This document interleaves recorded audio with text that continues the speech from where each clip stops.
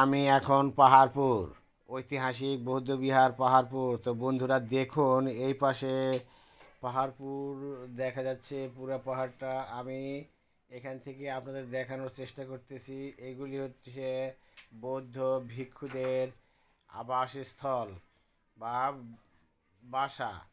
এগুলি সব মাটির নিচে ডেবে গিয়েছে এইভাবে। আর এই পাশে এগুলিও দেখছেন, এটা হচ্ছে পুরা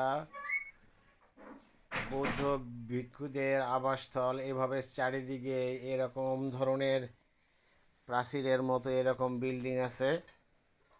তো বন্ধুরা, অনেক সুন্দর একটি জায়গা। এখানে না আসলে বুঝতে পারবেন না, এটি ঐতিহাসিক একটি স্থাপনা। এটা নওগাঁ জেলার বদলগাছি থানার পাহাড়পুর নামক স্থানে অবস্থিত। তো দেখতে পাচ্ছেন আগের সেই বৌদ্ধবিহার, কত শত বছর পুরাতন, যেটি আপনাদের দেখানোর চেষ্টা করছি। অনেক সুন্দর ভিতরের পরিবেশ, ঘাস এবং